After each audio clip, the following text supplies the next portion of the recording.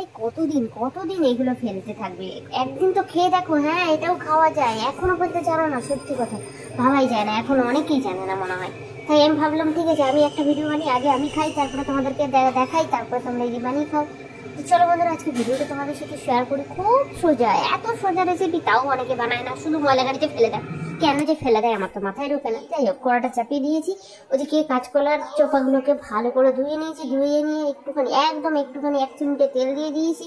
আর সাথে দিয়ে দিচ্ছি কিন্তু রসুন, গোটা গোটা রসুন 4-5টা দিয়ে দেবে। আর যদি মনে হয় যে না নিরামিষ খেতে হবে তাহলে রসুন বাদ দিয়ে দেবে, কোনো অসুবিধা নেই। লঙ্কা দিয়ে দেবে, গোটা কাঁচা লঙ্কা হোক চিড়ে হোক, আমি চিড়েই দিচ্ছি কারণ ফেটে যেতে পারে, চিড়ে দেওয়াটাই ভালো, মঙ্গলের কাজ, তাই চিড়ে দিয়েছি। আর কালো জিরে দিয়ে দিচ্ছি, ব্যাস। শুকনো কাঁচা লঙ্কা আর কালো জিরে আর রসুন দিয়ে একদম ছোট ছোট করে ভালো করে একটু নেড়ে নিচ্ছি, কারণ এইটুখানি তেলে আর কত গোটা কড়াই তো নেড়ে লাভ নেই, একটুখানি করেই নেড়ে নিচ্ছি। নেড়ে নিয়ে বেশ ভালো করে একটু লাল লাল করে যেন হয় সেই ব্যবস্থা করছি। তাই আর কি একটু সময় নিয়ে লাল লাল করে নিলাম। তো করে নেওয়ার পরে ভাবছি ও এবারে তো সময় হয়ে গেছে, এবারে আসল জিনিস দিয়ে দেওয়া। তো আসল জিনিস বলতে কি না, কলার চোপা, কলার ছিলকা, যেভাবে বলো, আমি তো ভাই কলার চোপাই বলি, কারণ আমাদের ওটা মানে আমার ওটা বলে অভ্যেস হয়ে গেছে। তাই কলার চোপাগুলো সবই দিয়ে দিলাম। আহা আহা গো, কি সুন্দর গন্ধ বেরোচ্ছে গো, এত সুন্দর গন্ধ বেরোচ্ছে যে আমার নিজেই মনে হচ্ছে এবার আমি ভাত খেতে বসে যাবো। হ্যাঁ এটা এত সুন্দর রান্না হয় না, বলে বোঝানো যাবে না। তো এখনো অনেক পুরোনো দিনের রেসিপি, আমি নিজেও দেখেছি আমার ঠাকুমা খাচ্ছিল, তাই আমি ভাবছিলাম যে আজকে আমাকে বানাতেই হবে। আমি তো ময়লা বালতিতে কতবার ফেলে তো এখন মনে হয় আমাকেও একদিন করে বানিয়ে খেতে হবে।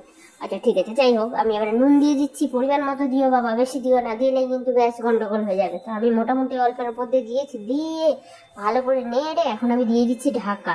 হ্যাঁ ঢাকা দিলে একটু ভাপে অন্যরকম স্মেলটা বেশ হয়ে যাবে, আর সুন্দর একটা সেদ্ধ ভাপেছি আমি, ওটাই তো দরকার, কারণ এরপরে তো আর কিছু করবো না, সারাক্ষণ তার নেড়ে নেড়ে ভাজলে হবে না।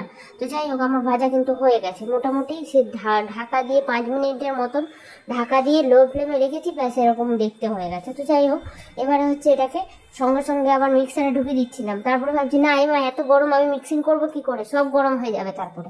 তো সঙ্গে সঙ্গে আমি কি করলাম, দিয়ে দিলাম। দিয়ে দেওয়ার পরে আমি আর ভাবলাম যে একটু কিছুক্ষণ রেখে তারপরে মিক্সিংটা করবো। তো বন্ধুরা তোমরা আবার এই ভুলটা করে বসো না, আমি মিক্সিংয়ে তুলে দিয়ে আবার ঠান্ডা করেছি, তারপরে মিক্সিং করেছি, করে তারপরে তোমাদেরকে দেখাচ্ছি। পেস্ট দেখলে তো তোমরা অবাক হয়ে যাবে, এত সুন্দর মিহি পেস্ট হয়েছে, মানে কি বলবো, আমি নিজে হাত দিয়ে দেখে ভাবছি বাবা কোনো কিছু নেই, ছিবড়া টিবড়া কিচ্ছু নেই, একদম কি সুন্দর মিহি পেস্ট হয়েছে, যা ভাতের সাথে একদম মিশিয়ে খাওয়াই যাবে। ও বাবা একদম।